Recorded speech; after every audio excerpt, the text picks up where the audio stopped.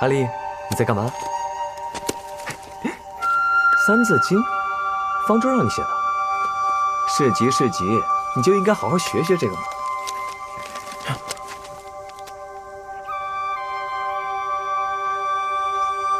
你怎么写了这个？方舟说要写名字。他是让你写你自己的名字，傻子。来，笔给我。唐立慈。不过这只有2个人的名字，做人不能偏心，要把其他人也加上。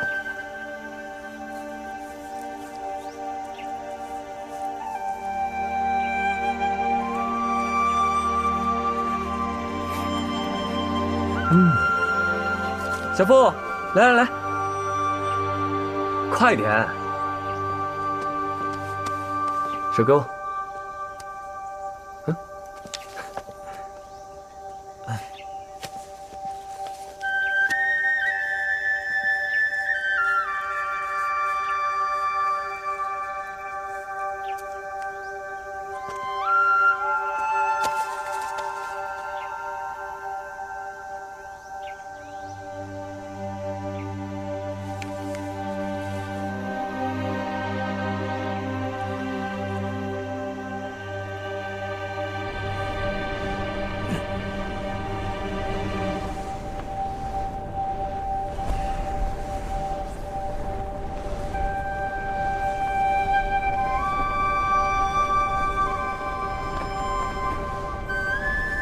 千里迢迢来找神医，却落得这个下场。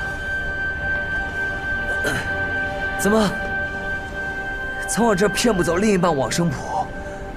急了？真可惜，你又遇到了我。遇到我，你便走不了。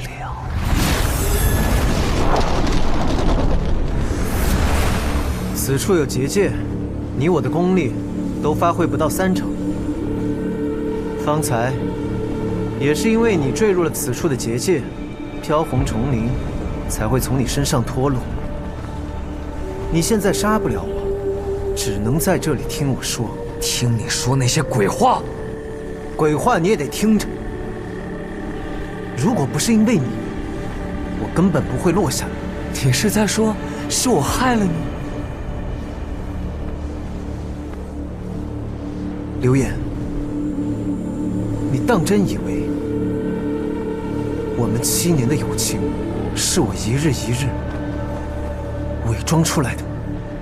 对别人来说或许难于登天，但对你，唐立慈，那可未必办不到。如今的我或许可以，但是曾经的唐立慈一定不行。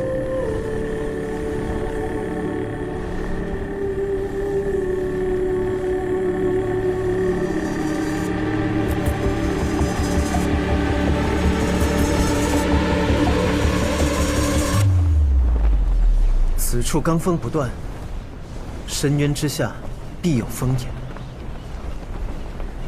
单凭一个人的力量，你我谁也别想从这里出去。所以，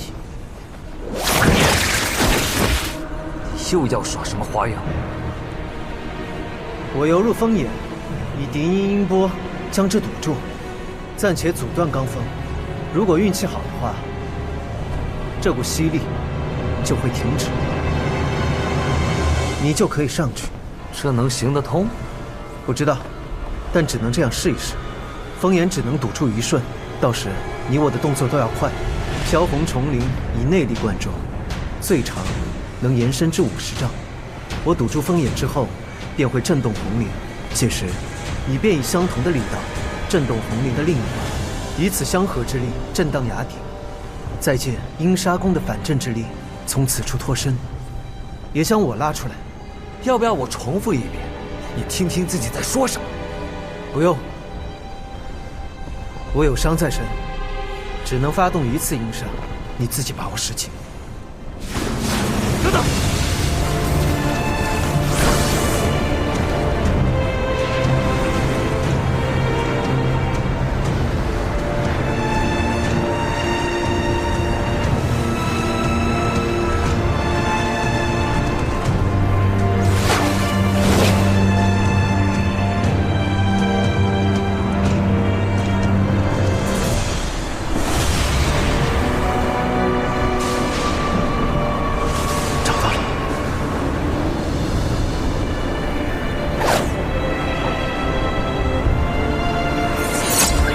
白龙舞胎阵。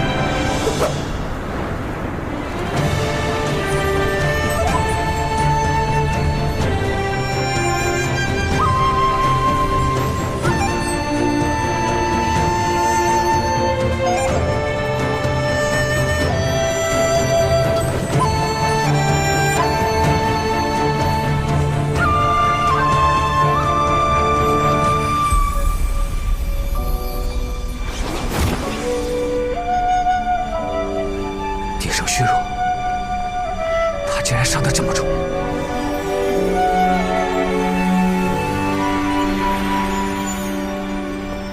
阿爷，周地楼曾有一首合奏曲，可以让奏乐双方在一定时间内功力倍增。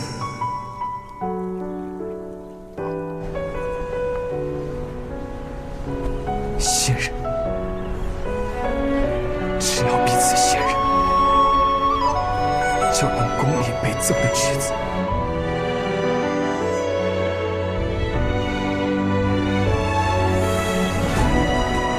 那首曲子叫《和亲海夜》，海夜，天下清清。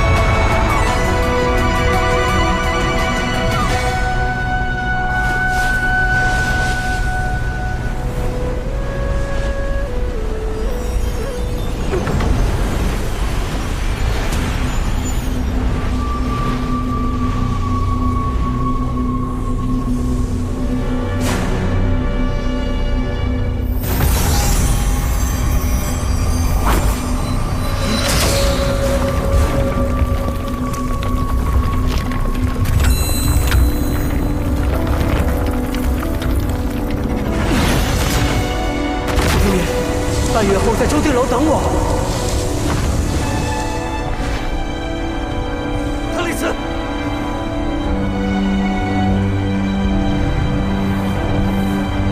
特里斯，特里斯！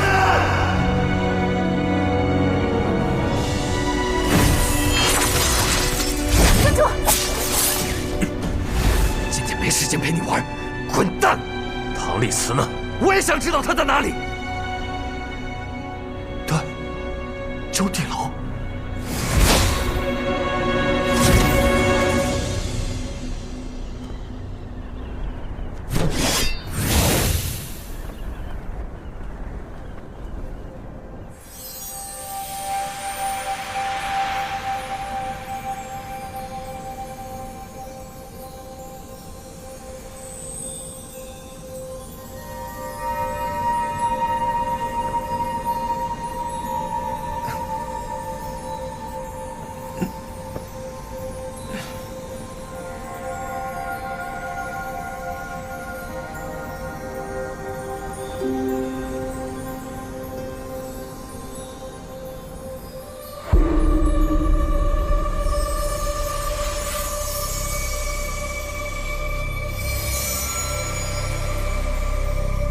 古墨国其实也就城池大小，为了阻止瘟疫，国王收集尸体开始焚烧，一夜之间全城尽焚。古墨国，看来这里是古墨国遗址。可是这壁画，怎么有天人境的感觉？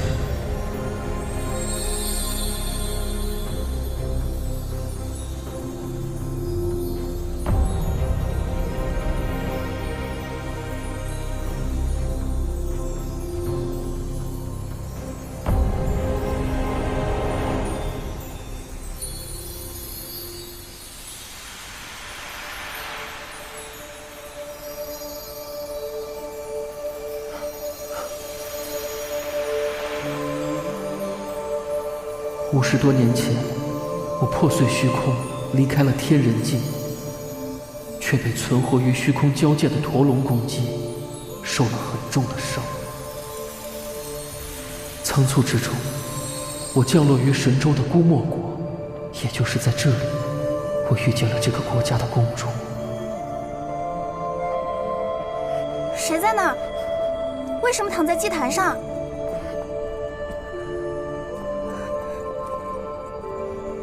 你是何人？能听见吗？你是怎么搞的？浑身是伤，你的伤口竟然自己愈合了。你是天上来的神仙吗？我还是第一次看到神仙呢，跟传说中的一模一样。你叫什么名字？我叫夜魔。夜魔，姑墨国王认为我的出现，代表他得到了神明的庇佑，苦苦哀求我留了下来。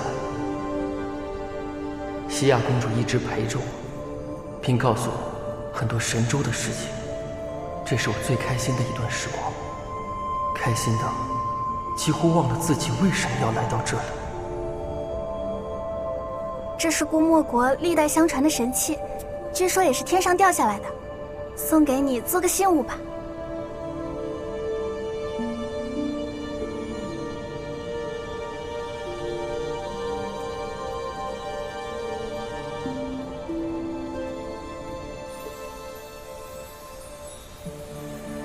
可是好景不长，姑墨国发生了100年难见的瘟疫，百姓死伤无数。请国仙施法解救百姓。我该怎么消除瘟疫？国仙大人，姑墨国先祖于此处设立祭坛，是因为这里连通了全国的地脉。先祖预言，祭坛完成后，会有飞仙降临。若国家有难，他将用开天轮之法，吸收全境那些藏于地脉中的瘴气。开天轮，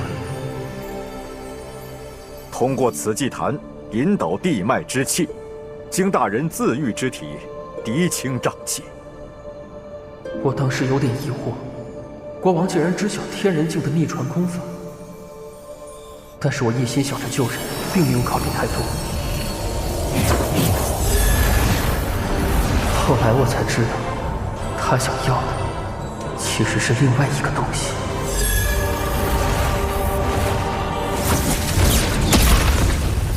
他侵入了我的意识里。密卷上记载的果然不假，开天轮可让气脉震颤，届时可将施法者意识互换，获得天人体，从而成神。可天人境夺了多少人的机缘，方从姑墨国飞升成神，如今也只是因果循环。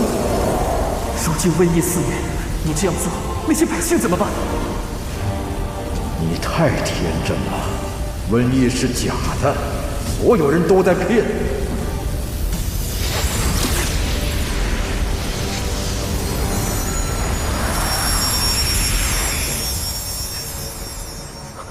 摆脱控制了，手传你残存的天人境力量，帮我稳定了气脉，给我出去！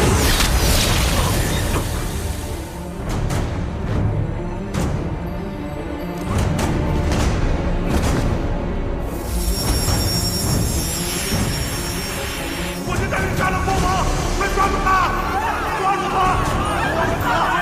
飞升计划失败了，这是在阻止我们所有人飞升，是他让我们都没办法成神，只有烧死他，他才无法报复我们。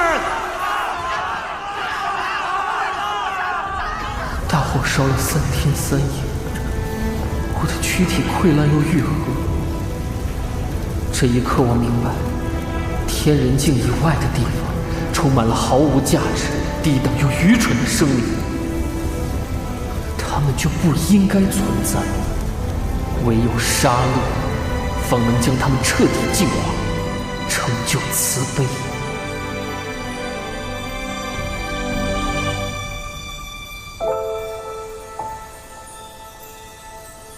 夜魔，夜魔，惊醒，你跟你的父亲一样，都是在利用我。不是的，对不起，我真的不知道这是父王的阴谋。你们让我打开天轮，净化地脉。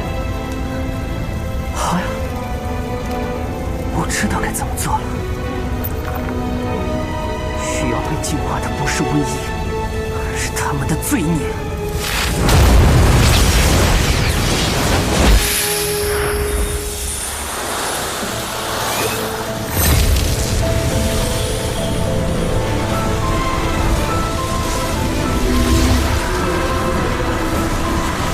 天德中，星辰我；地德中，阴阳合。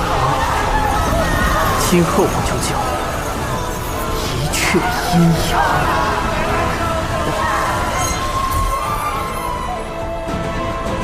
天人境圣子，你看清楚了吗？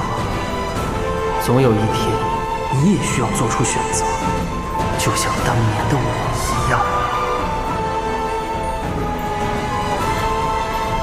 这些东西是他故意留给我，让我看到。可是他怎么知道我会来到神州，还知道我是圣子？难道说一阙阴阳没死，他一直在看着我？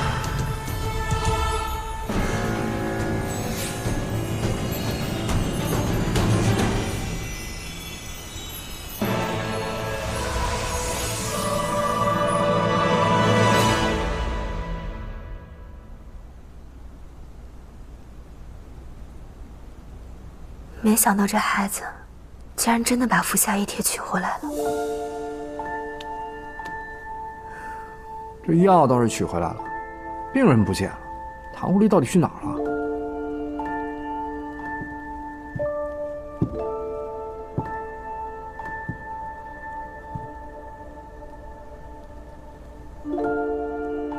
哎，算了，我找他去。唐公子，志云，你什么时候才能学会有耐心？我是担心你。我没事。前辈，借一步说话。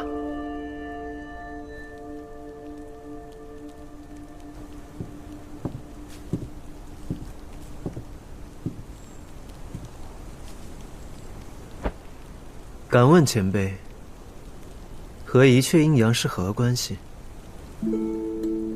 我在宝镜山的时空裂缝当中，见过一段一阙阴阳的记忆碎片。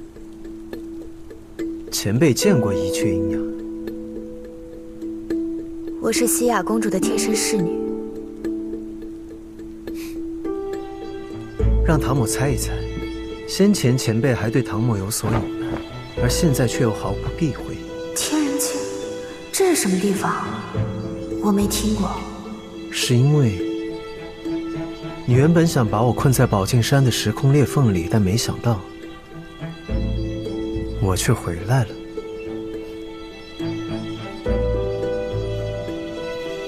你很聪明，也很敏锐。你不止活着回来，就连服下一帖都被你搞到手了。那前辈可以开始救唐某了。我不打算救你。我只说过这是能给你做药的药引，从未说过要救你。我亲眼见到公主因为那一次的怜悯，得以让一阙阴阳祸乱苍生。你与她同宗同源，就算此时你还存有向善之心，但也难保有朝一日不会被恶念操控，成为第二个一阙阴阳。我不会让这种事发生。更何况，你在救人与救己之间，真的犹豫了，不是吗？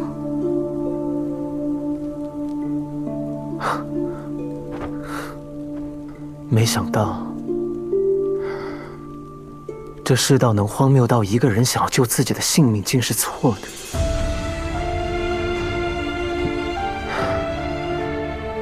前辈是神医，见过无数在生死边缘挣扎的生灵。唐某以为，求生是人的本能，还是说，所有人都有活着的权利，只有我唐离慈不配？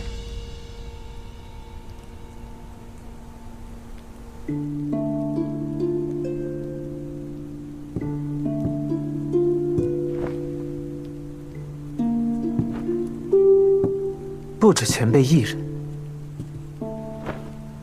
就连唐某也自问过，是不是我不配活在这世上？可当我看到了那些记忆碎片，我才知道，我错的有多离谱。唐某应该活下去，甚至连当时的夜魔也该活下去。一阙阴阳招来天火，屠灭姑墨国，难道你要替他不平吗？唐某只是感慨，自己比夜魔幸运。夜魔因为降临在了姑墨国，所以这世上多了一个一阙阴阳。而唐某有幸被方舟捡到了周地楼，所以至今还能做唐离慈。你无非是想说你和他不一样，但是他们最不该死，对吧？但确实是他们亲手造就了一阙阴阳，你却心怀怜悯。那方舟呢？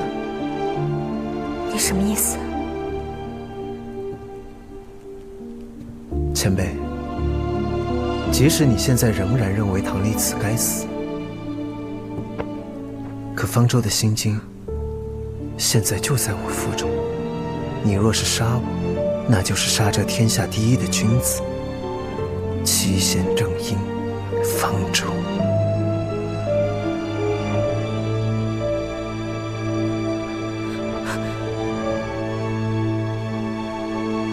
3日后来取药。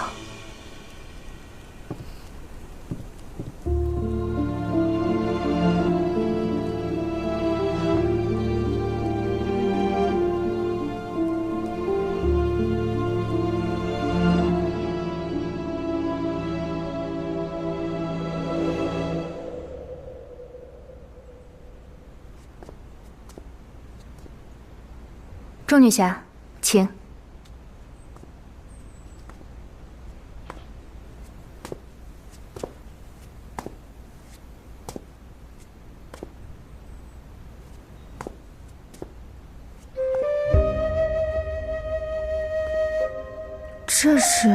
这是公主小时候的襁褓，娘娘一直收着，以慰藉骨肉相思。娘娘思女心切，已摆驾前来。钟女侠，请换下巫衣。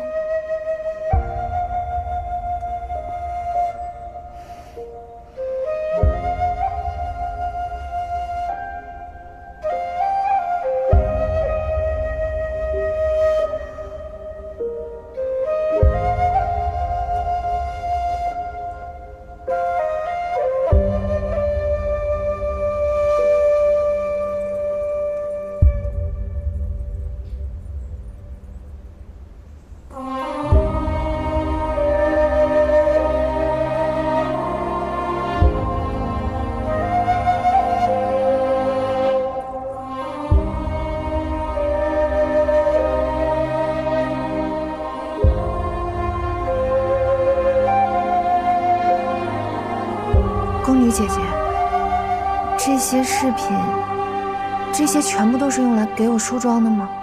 钟女侠贤身贵体，这些用在女侠身上算不得什么贵重。奴婢为您梳头。啊？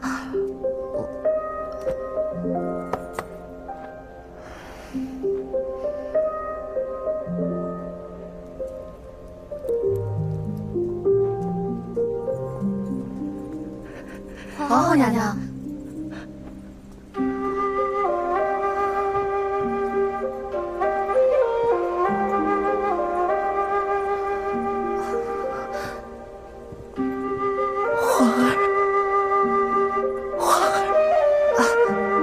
皇后娘娘，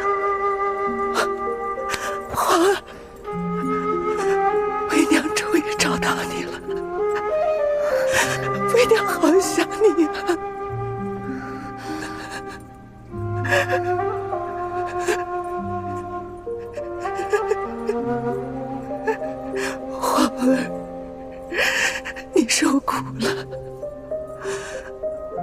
父皇和母后对不起你。你放心，母后今后定用尽一切保护你、爱你。你要的，为娘都会给你。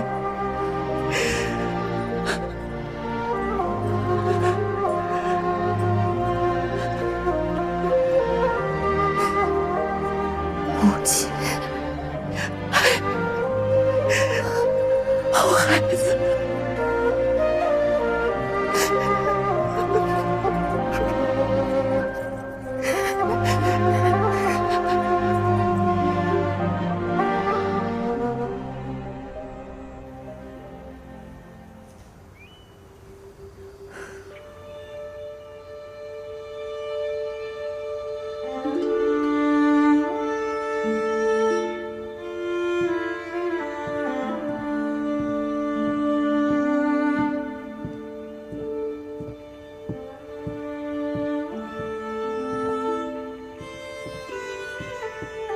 药治好了，一共有3颗，一颗能够让你续1次命，服完之后能够让你恢复功力，状若平常，头发也会变回黑色。但只有3颗，用完大罗金仙也难救。唐某知道了。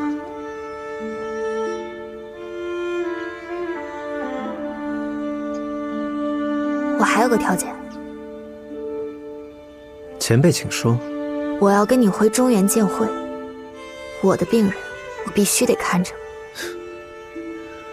求之不得。中原见会，扫榻相迎。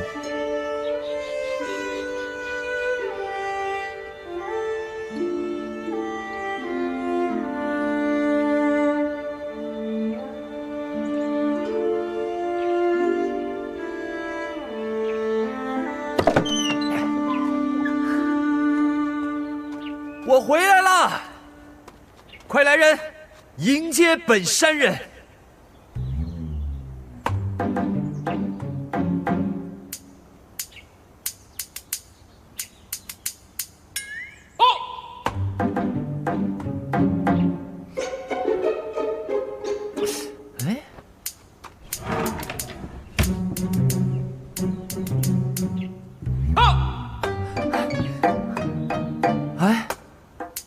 人呢？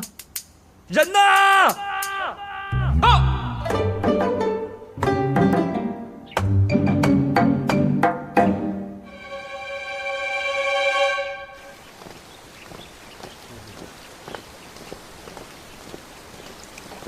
前辈这边来了。啊！少店主，唐公子将神医前辈带回来了。您就是那位啊？这位便是神医水多婆啊，原来是水多婆前辈，失敬失敬。你瞅瞅你自己的模样，叫我前辈好意思？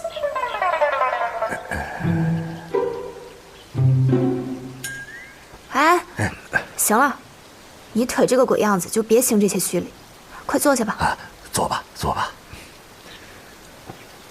唐公子可好全了？好得很。那就麻烦水姑娘替普珠先生看看了。放心，只要他腿还在，我都能接上。啊，多谢水前辈。对了，少店主，唐公子已经先行去万花殿了。那咱们就去万花殿，不打扰水姑娘治疗了。请。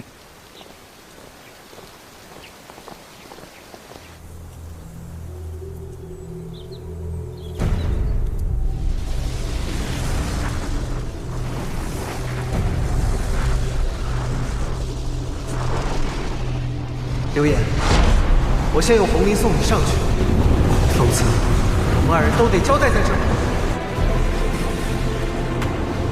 你当真以为我们7年的友情是我一日一日伪装出来的？如果唐丽子说的是真的，做的这些事又有什么意义？尊主。尊主，我日日炼化这千古针，又有什么意义？尊主，你在说什么？你怎么了？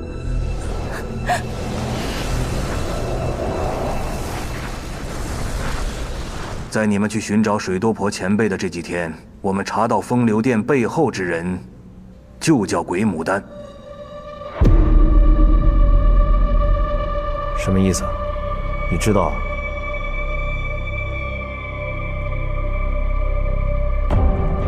曾经在三秦有过一面之缘，阁下如何称呼？鬼牡丹。唐某在秀玉牡丹楼要杀于其凤的时候，有一个半大的少年突然出现，将于其凤救走。一就是险些坏事。他的声音和鬼牡丹一模一样，他的身形却不似真人，或许是个傀儡。池云在追方平斋到不换楼时，也发现一个傀儡在向乔义乾坤下令。据被俘风流殿弟子描述，经常看见柳眼和一个唱戏的密谈。他们听柳眼管这个人叫班主。唱戏？义父，柳眼从宝君山回来之后就很古怪，看他的神色不太对劲。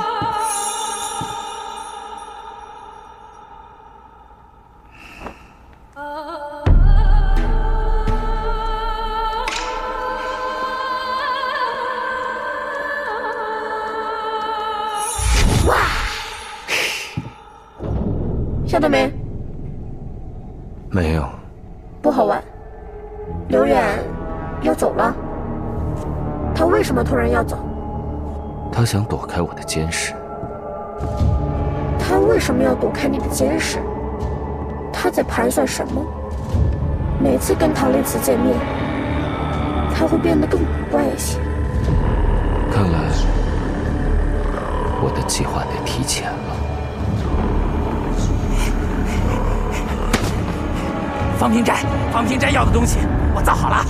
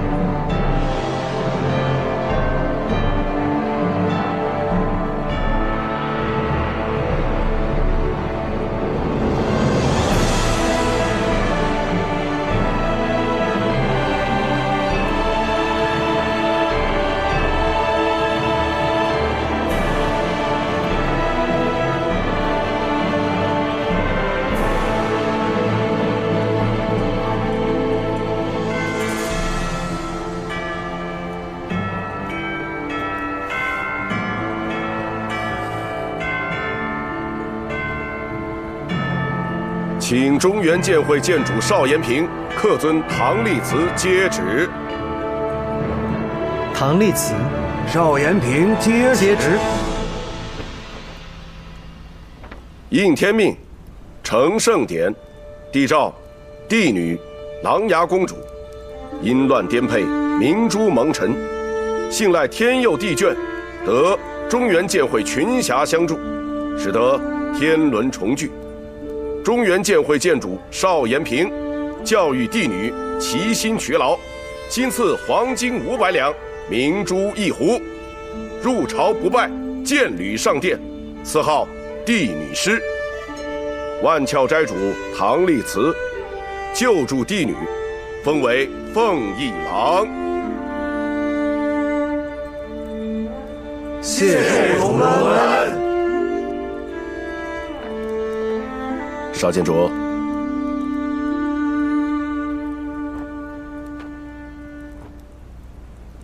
各位都起身吧。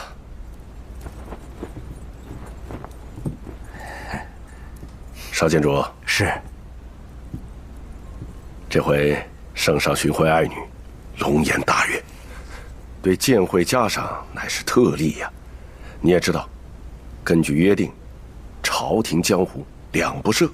所以今后依旧是江湖事江湖了，但你放心，朝廷这回会多派人马协助你们捣毁风流殿，但仍需仰仗你们中原剑会的能力呀！少某明白。各位，圣上关心公主，特派来我大内第一高手尉迟将军前来辅佐。此前与诸位见过，臣奉命保护公主安危，虽身在剑会，但只会听从公主一人吩咐。那可不行，还得听师傅和唐公子的。师傅，徒儿有话要跟你说。规矩，规矩。哎呀，我差点忘了，你现在是公主啊！怎么样，要不要换一个更厉害的师傅啊？徒儿怎么会想换师傅呢？瞧你，别拘谨呐！以前还哼啊哈的，我在骗你的，看不出来啊？师傅说的笑话一点都不好笑。对了，师傅，我已经禀告了圣上，会继续以善丰堂主的身份留在剑会，协助师傅。为什么？师傅的养育之恩，我不会忘记。如今剑会正需要人，我怎么能离开啊？很好，我太开心了。我终于能帮得上师傅忙了。哎，过来。义父，怎么不见婉玉公主？她先行返回碧落宫呢。哦，这回陛下听闻，碧落宫在此次营救公主一战中立了大功，因此封她为剑天司司占卜，立刻进京面圣。阿离，你知道，这回老夫本来想偷个懒，在剑会一并把所有的事都给办了，以后只能麻烦你转告他了。好。阿离，你上次让我查的那个人，可是前朝皇子啊！你要是认识他们，可不要与他们牵扯太深。知道了，义父。你办事一向稳重，义父就是提醒你一下，你心里有数，义父就放心了。好。唐公子，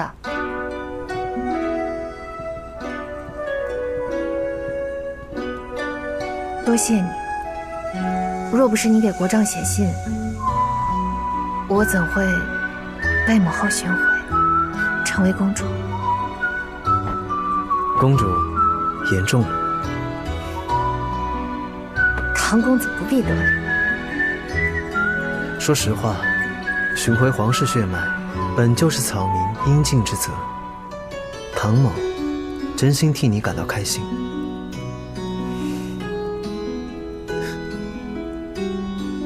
好久都没有吃过你做的饺子了，路上辛苦了，气色也是越来越好了。你也是。啊，对了，唐公子呢？唐公子送唐国正下山了。好久不见，想死你们了。我也想你。池大哥、沈大侠，你们看谁来了？哇塞，你穿这一身还真不习惯。别说你了，我自己都有点不习惯。这身衣服真好看，以后呀要一直这么穿。真的啊？好看。谢谢小史。对了，你这次去皇宫，皇帝没给你什么赏赐吗？你还真别说，我有件礼物要送给沈大哥。我？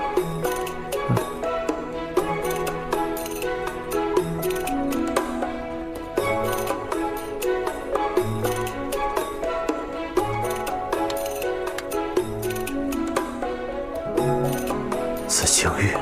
那是什么？七宝重璧簪上的宝石。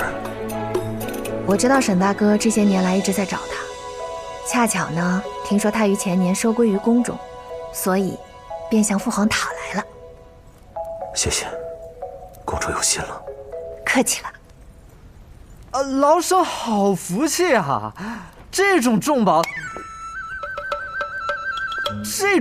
你这种人也能有，而我这种人两手空空的就不好吧？你说呢？我说什么？我说，公主远道而来，肯定很辛苦啊。还有吗？我呀，给你带了一匹深红天丝锦，外加一对同心镯，你可别说我厚此薄彼啊！我又不当公主，你给我戴这些干嘛？天丝锦乃是宫中官将所制，绣上金线呀，便是全天下最华美的嫁衣。而这同心镯呢，假如夫妻二人佩戴，只要靠近便能相互感应。你送给白姑娘，她肯定喜欢。不愧是我池云最好的兄弟。哎，忘了你现在是公主了。我还给阿谁姑娘、小石、唐公子、古希檀都带了礼物，多谢公主。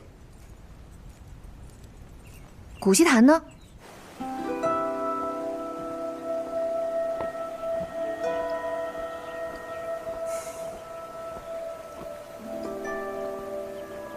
你在做什么？怎么不进去啊？师兄，我怎么觉得钟妹这次回来，好像和以前不一样了？她做了公主，你不高兴啊？没有，我当然高兴。钟妹进入剑会之前吃了很多的苦，如今不仅寻回了亲生父母，还成了集万千宠爱于一身的公主。她这般要强的人，终于守得云开，我怎么可能不为她高兴？只是她离我越来越远了。我还给阿谁姑娘、小石、唐公子、古希檀都带了礼物。唐狐狸送完国账后就回房间调养了。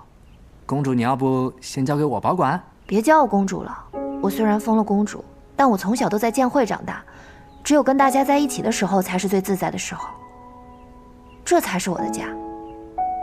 我也是，直到被唐公子收留，认识了大家，我才有了家的感觉。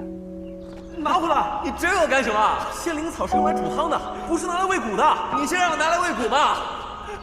还给我！别追我啊！你想要自己采不就好了？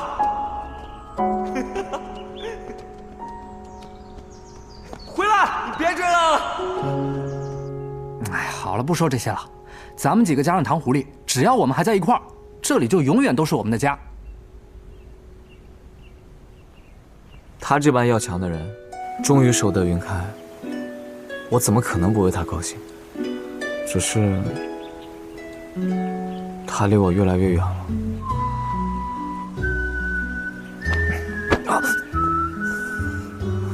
痛，师兄，你每次痛就对了。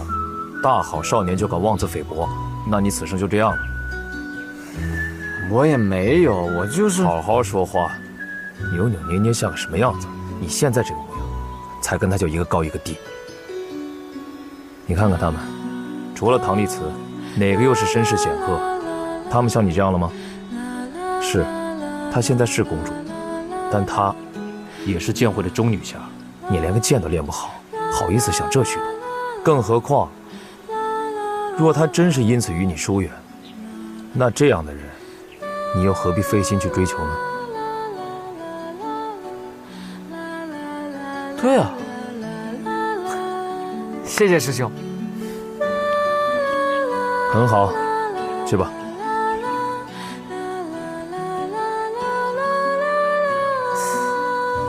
哎，师兄，你说你想的这么明白，怎么没见你带个嫂子回来？古希檀，你小子我！九妹，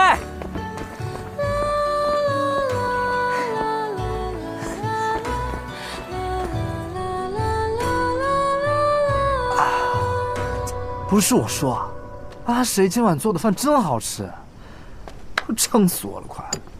你不也没撑死吗？你怎么跟唐狐狸在一起待久了，好的不学尽学些坏的？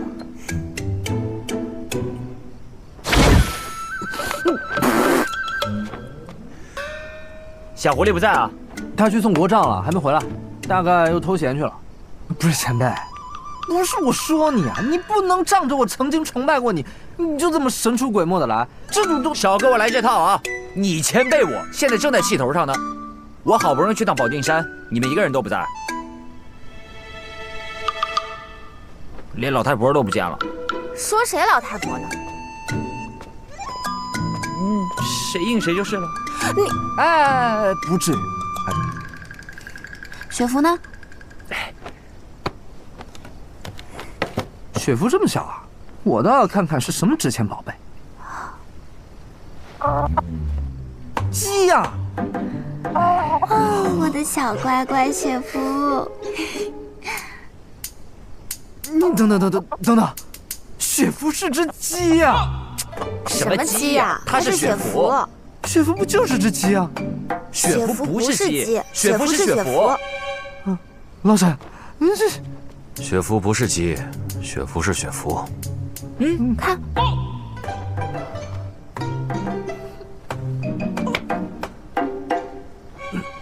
新奇，果然新奇，两位。你看，我就说了吧，只有你一个人眼瞎，看不出来雪芙有多漂亮。从见着她的第一眼，就觉得她美得不合常理。看看这毛色，这小爪，这是天下独一无二的，懂吗？水多婆，我告诉你啊，雪芙我只是暂时寄养在你这儿，我随时都要回来看她的。你爪子脏，不许摸它。我摸一下，摸一下。哎呀，别碰。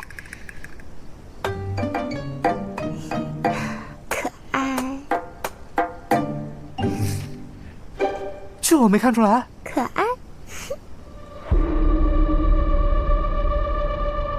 只差这最后一步，便可让时光倒流，完成逆天转命的能力。你不会不帮我吧，皇兄？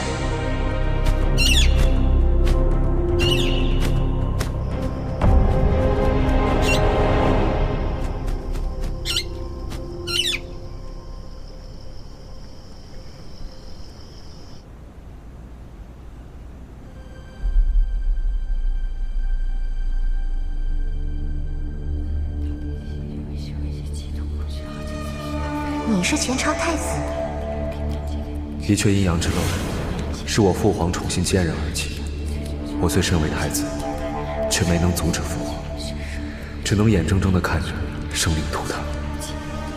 太子殿下，叛军连克数城，皇上还在昏迷，这个时候，您真的决定要去天境阁修行吗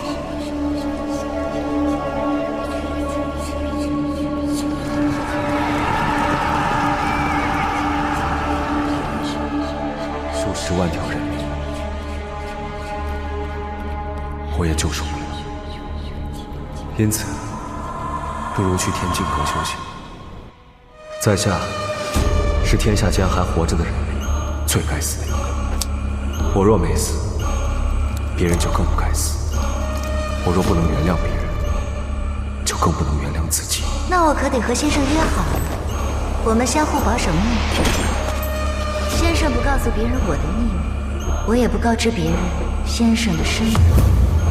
错了就是错了，又岂会因为隐瞒了真相，这份痛苦就会消失？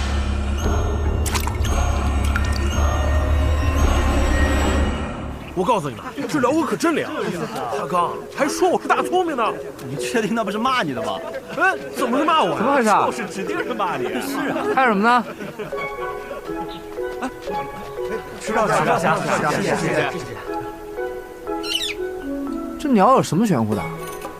这只辽哥可不一般呢，他不仅会说人话，而且见到人还能说出这个人最准确的特点呢。最准确的特点？对，公主。这只鸟真有点意思。我呢？憨狗。哎，你只鸟，石少侠，给你点颜色看看，这必须得点颜色看看。事出反常必有妖啊！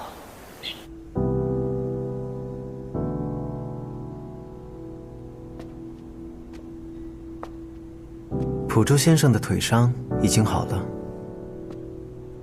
此事还要多谢唐公子。是水多婆前辈医术高超，与唐某无关。普珠听得出，唐公子也有心事。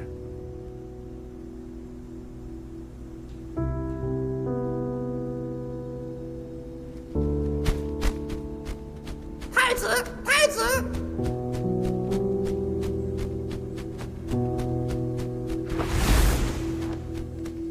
剑会最近总是有这种爱嚼舌的鸟，普珠先生不常走动，不知晓也无妨。唐公子清晨来寻我，便是为了看辽哥离巢。辽哥是种行动有规律的鸟，清晨离巢，黄昏归家。先生这些年在天境阁，可曾收到过家里人的消息啊？修行人，亲缘断绝，如花朵离枝，随风飘流，不问来处。可若先生的亲人想与先生相见呢？既然分离，再见也是妄念。唐公子今日为何问这些？不过是见群鸟离巢，有些感慨罢了。我的前尘一入天境阁便断了，公子的前尘却还被困在那座周地楼里。先生这是又想说教了。牡丹楼之战，我已自少监主与程岛主口中耳闻，在下过往对公子确实有偏见。唐公子心中的执念，恐伤自身。普珠希望唐公子放下过往。先生这是在关心唐某。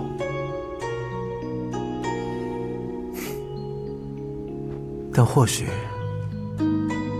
唐某需要这份执念，才不至于做一个孤魂野鬼。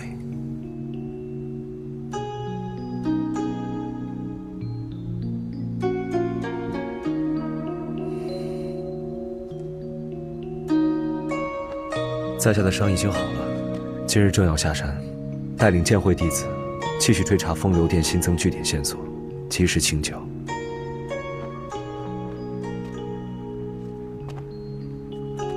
那我便祝先生盛行之路无需回头。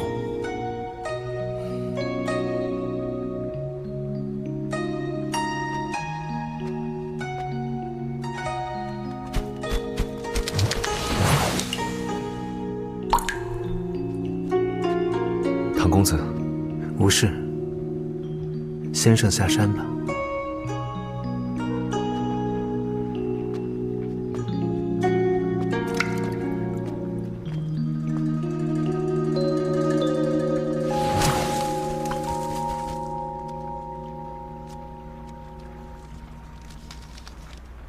小弟西景，恭请兄长13楼中一叙，共商复国大计，3日为限。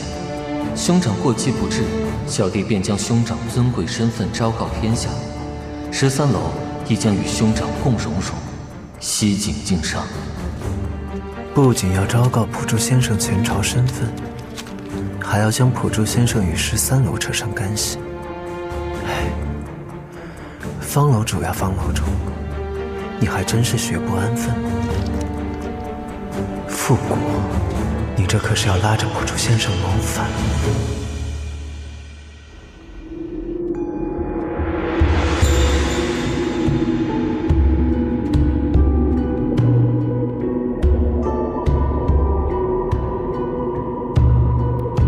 在下唐立慈，特来拜访落魄13楼之主方平斋。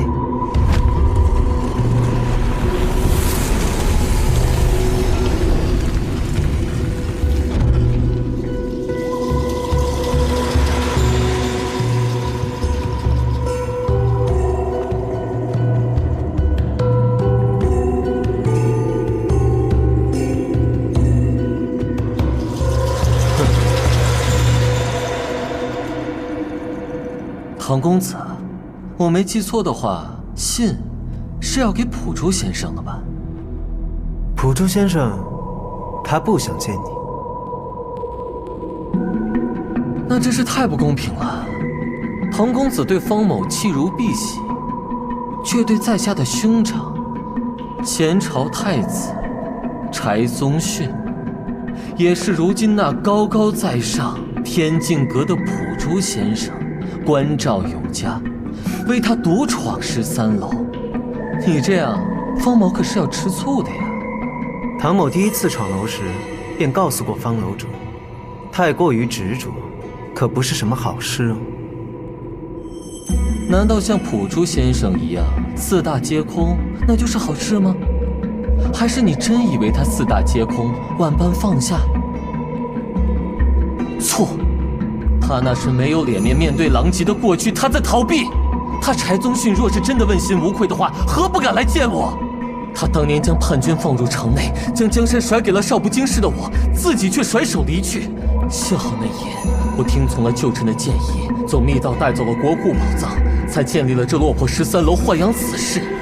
如今，我终于找到了重新光明正大站在阳光之下的办法。那江山本就属于……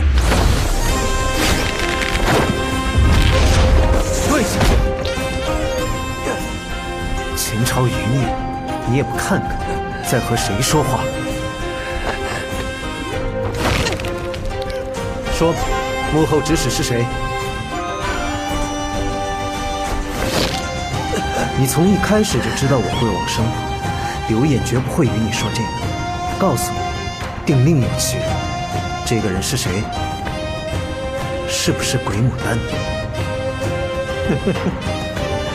这样吧，叫我往生谱，我就告诉你他的下落。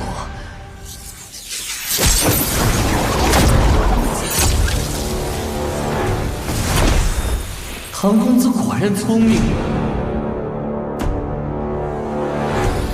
此物名为颠倒梦想，是巧艺乾坤制作出来的，能够穿梭过去、回溯时光的神器。这里面有天人境的。此物需要往生谱催动。本来我让柴宗训来13楼，是想让他说服你，为我开启这个法宝。没想到你不请自来，真是让我喜出望外。唐立慈，现在我命令你用往生谱之力催动颠倒梦想，助我改变历史。不然，我的手下就立即把朴珠先生前朝太子的身份昭告世人。你想啊，要是当朝皇帝知道了之后，会装聋作哑，继续维持与中原剑会的联盟，对抗风流殿，还是他会觉得柴宗训和我这种前朝余孽更为棘手了？那你只能死了。你杀了我也没用。且慢。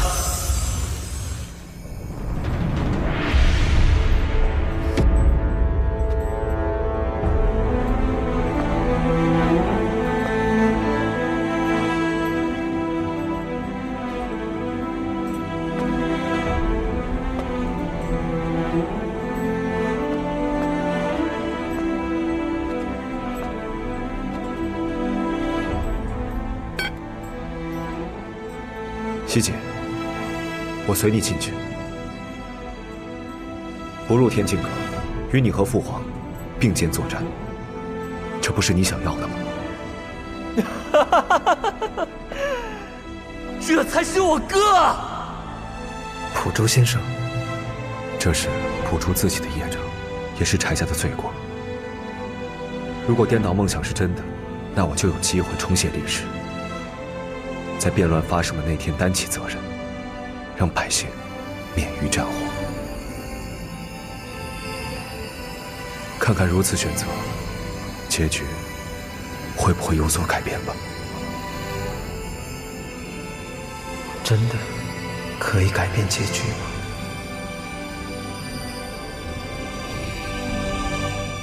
唐某明白了。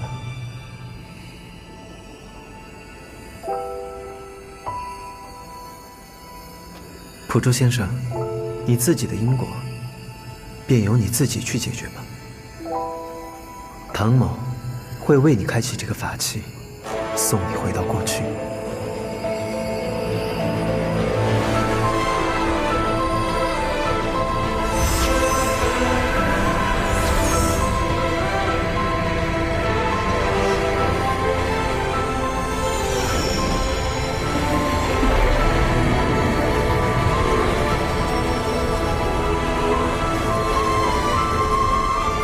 时间我已经设定好了，就是天都峰之战那一年。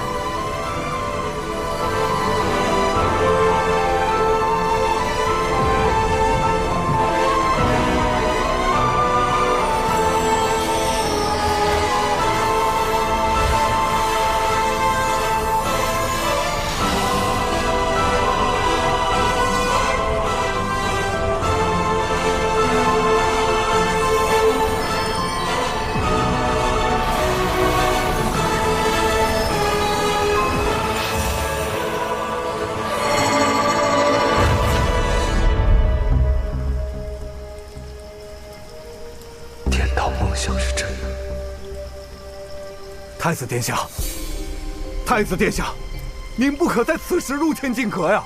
叛军连克数城，皇上还在昏迷，国师尚在天都峰，路途遥远，归期难及。您却要此时入天境阁，大敌当前，还望太子三思啊！末将恳请太子殿下镇守京师，讨贼看乱。太子殿下。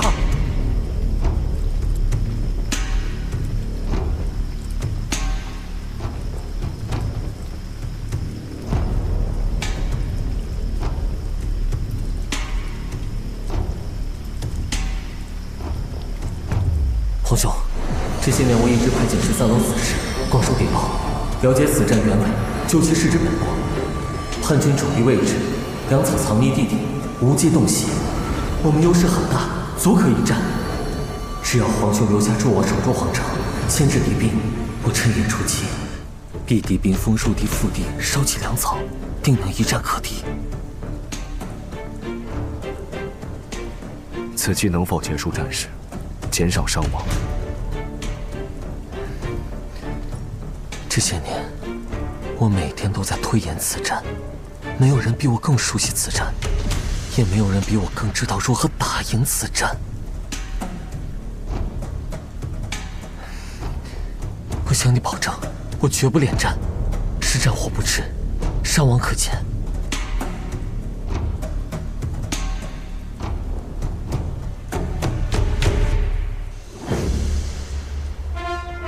传令下去，速拨精兵5000攻6殿下调遣，牵城外百姓至城内避难，开内躺充军费，抚恤士兵。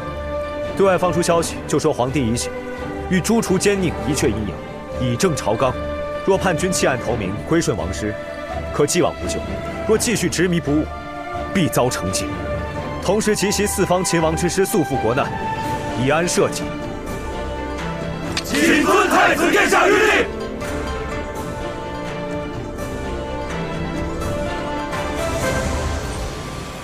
朴柱先生还真是经世之才呀。不过，你们回到过去，为何都选择对那个问题避而不谈？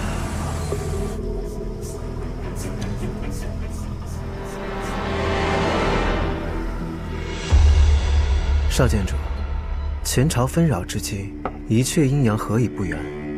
他不是国师吗？这个事情啊，我也疑惑了很久。据备秦内府宦士说，一阙阴阳曾于天都峰窥见神龙。哦，所以在前朝国君昏迷之际，则此地为他祈福。天都峰远离京师，义军闻讯，认为劫杀之计至，乃召武林群英齐攻一阙阴阳，使其不得脱身。故义军趁此良机攻破皇城而入。不过奇怪的是，此战之后现场呢，并未发现开坛做法的迹象。据一阙阴阳随从透露，他只是每日站在悬崖眺望，仰观天际，昼夜不息，且不让他人靠近，甚是骇人。亦有人云，一阙阴阳不是在看天，而是在等什么人，或者说，在等他之前看到的神龙。反正众说纷纭呐。等人。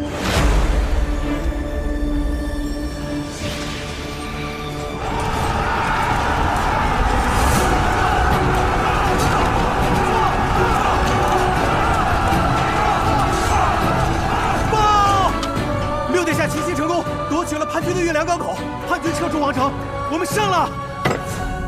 六殿下现在何处？六殿下他抢夺了叛军的战船，准备率大军北上，前往天都峰。备马！你要去救一阙阴阳？你疯了！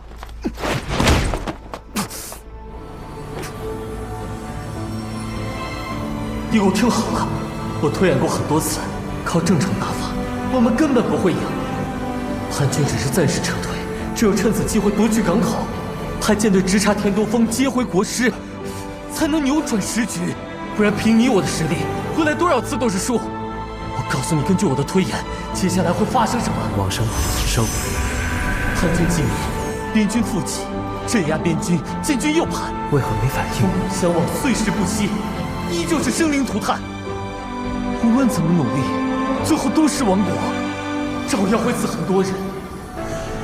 欲熄灭颠倒梦想，需历4个时辰。对于我们这里的时间，乃是4个月。4月之后，国社归朝，吴国亦得复兴。本携唐立辞至此，是其亲睹吴之鸿也。但唐立辞此时因昏沉于骊山之下，还真是遗憾啊！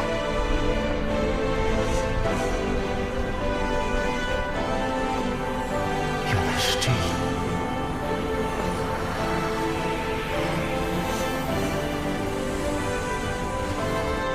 皇兄，今时今日为国师之力，方能震慑四方，安定天下。国师在，江山在，我这就去把你的江山接回来。卫兵，即日起，太子殿下不得离开水师大营。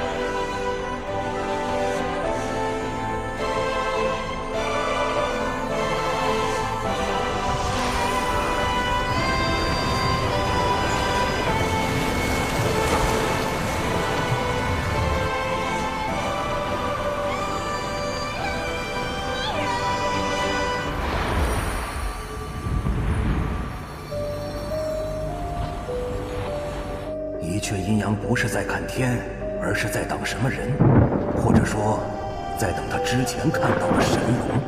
熄灭颠倒梦想，需历4个时辰。对于我们这里的时间，乃是4个月。时间，神龙，不对，方平斋算错了。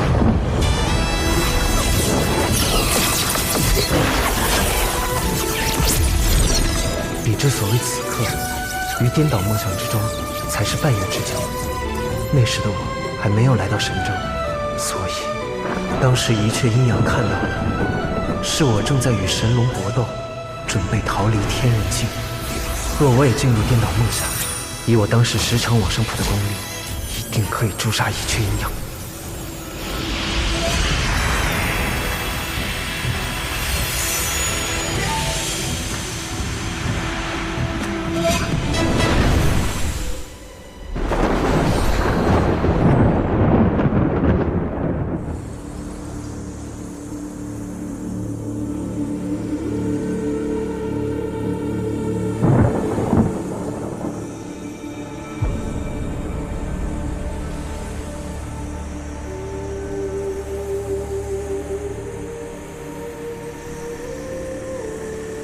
为何我会在一阙阴阳的身体里？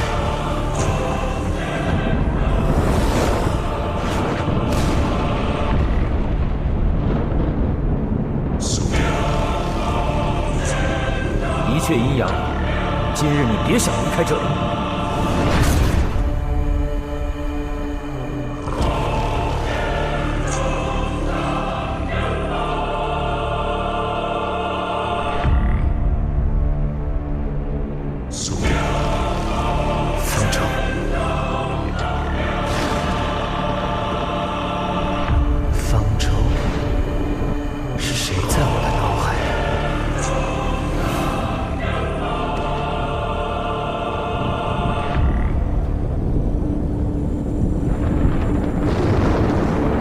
气震霄汉江南风，皮肤汉树为悲吟。天焰剑黄鱼玄清，狂澜无形朱颜。文风狂露晴坤无，禅武合一天玄上师。还有你，七弦正音方舟，只用整个武林就想对付我，对你们来说负担太重。今日之战，不是除魔卫道，便是以身殉道。不过自我感动罢了。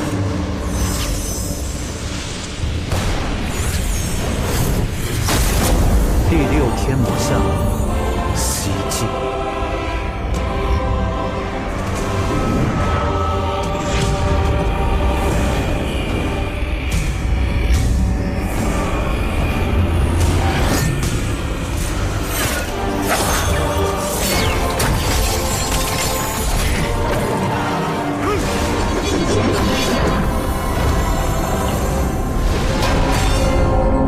七弦正音，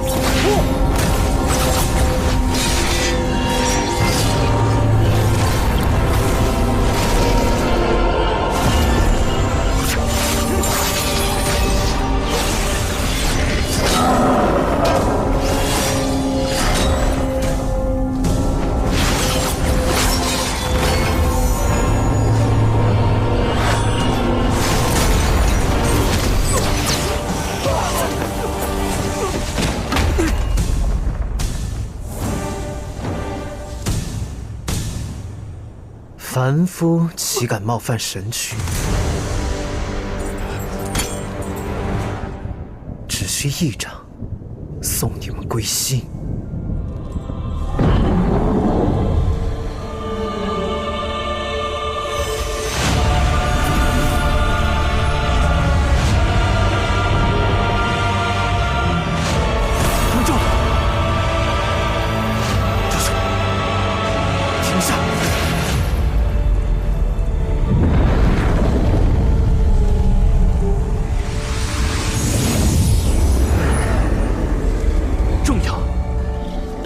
在下先行一步，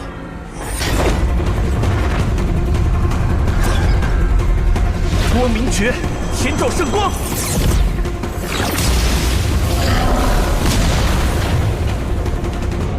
太阿祭剑，西弦正印，西风斩荒火。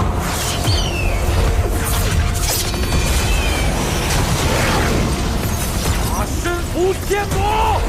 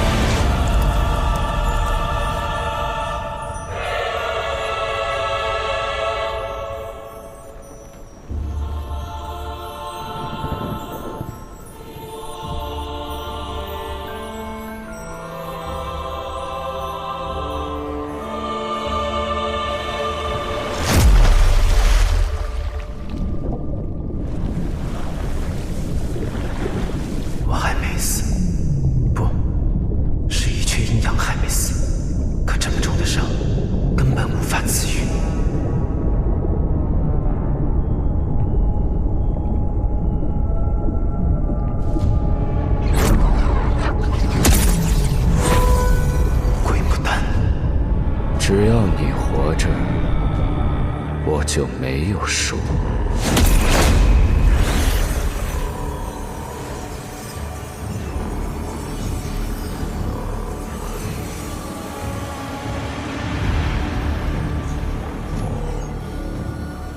普助先生，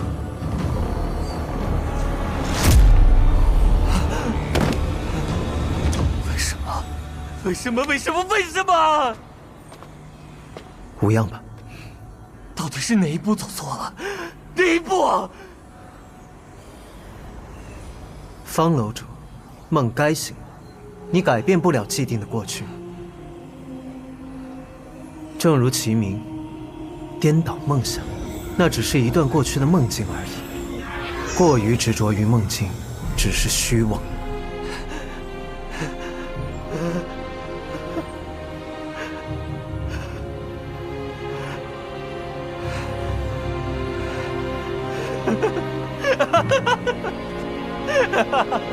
什么颠倒时间？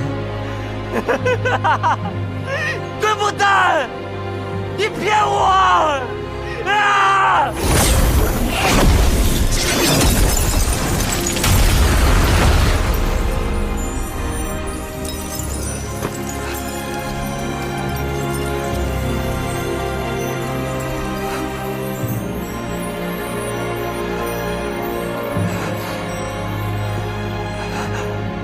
多谢唐公子。颠倒梦想，你消耗甚巨，今日之事，普助铭记于心。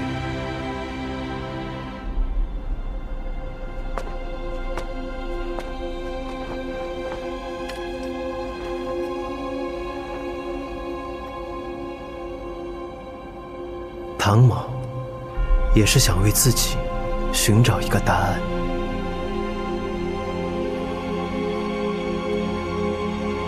唐丽子，我没想到你也能进梦境。你在里面是谁？方楼主，对于唐某来说，这不是一段梦境，而是一个陷阱，一个不知从何时开始，不知道圈套何处，只知道唐某是只猎物的陷阱。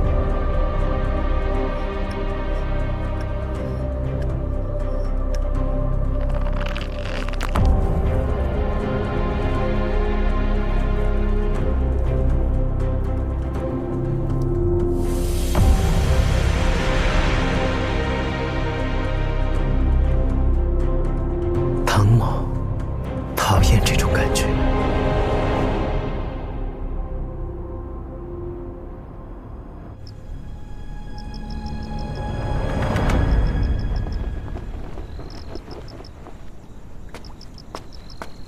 唐狐狸，你又偷偷背着我去哪儿了你？迟云，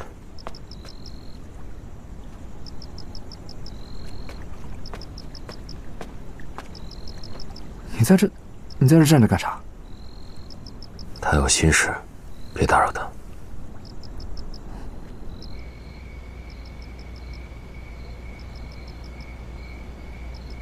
鬼牡丹，你骗我！鬼牡丹，我在海底见到的就是鬼牡丹，它是一雀阴阳留下的后手。只要你活着，我就没有输。难道一雀阴阳还活着？还是说他在用某种方式延续生命，丑化复活？而我，宝镜山，不，也许在更早的时候，他就像一只看不见的眼睛一般窥探着我。他一直在引导我，让我相信我和他很相似。为什么？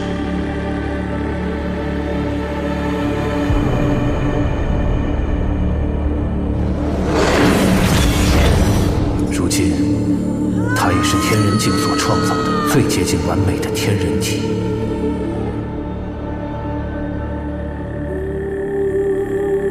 原来如此，他是想要我的天人体。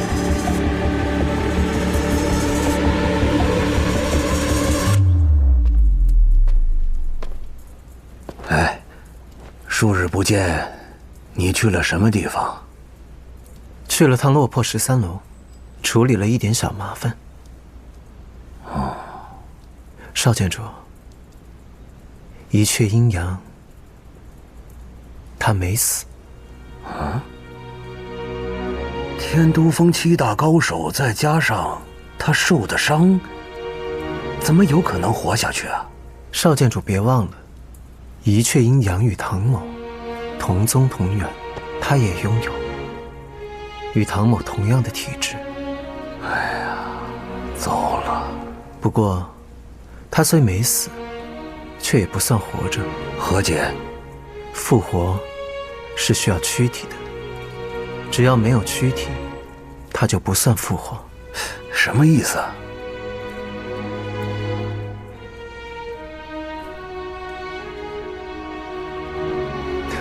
意思就是，唐某自有办法。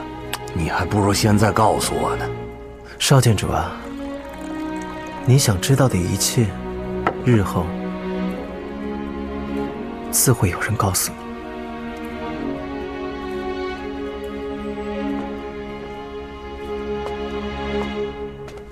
唐公子，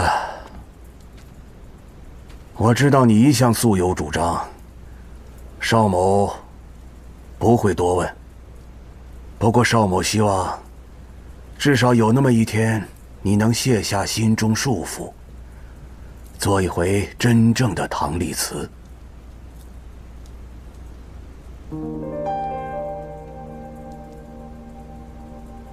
多谢少建筑。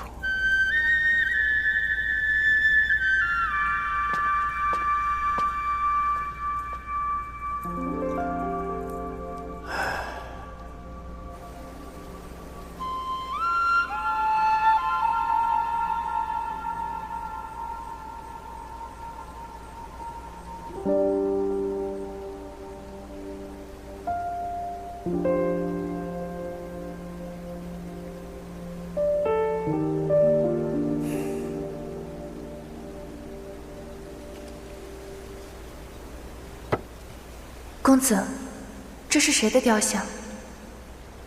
你素来灵慧，猜不着吗？方舟，你今天就要死在这里了。一个人死，换所有人活，有何不可？方舟，如果一个人死能换所有人活，那个人就该死。阿离，活着是每个人都拥有的权利，不论你是谁，你都不该放弃。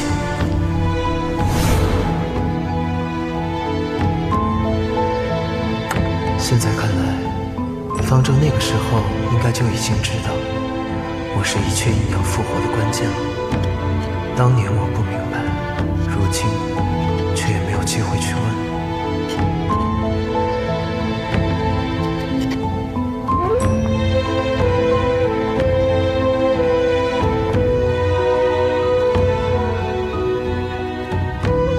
唐公子怎么叼起了这只木偶？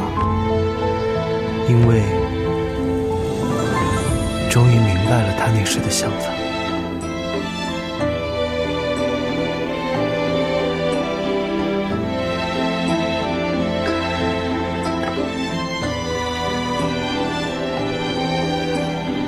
年糕，池大哥吵着说要吃，没有年糕就不算过年，所以便做了些。他倒是挺会提要求的。啊，对了，我还给水都婆前辈准备了一份，趁热给他送过去。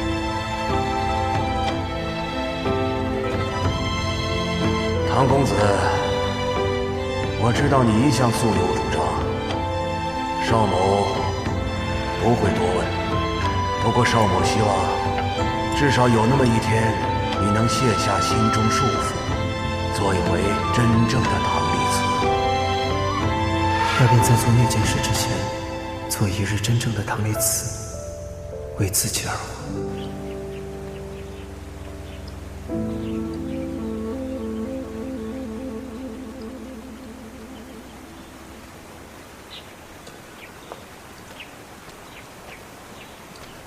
前辈，你怎么在这儿？阿谁刚做了年糕，给前辈送了过来。进屋说。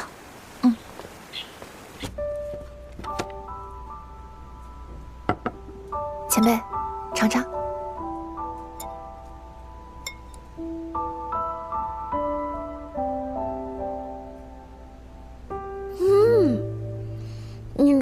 你这手艺比御厨还好啊！前辈若还想吃，阿谁以后多送些过来。好好好，那就再送些过来，老婆子有赏。不用，前辈喜欢就好。我才不是雪仙子那种吃白食的。手伸过来，我替你把把脉。阿谁没病，不是说你有病，就是开个药方补补气，调理身体也是好的。再说了，这药人的体质啊，我还挺感兴趣，正好就当我研究研究。来，不就把个脉嘛，扭扭捏捏的。你这体质确实有些奇怪啊。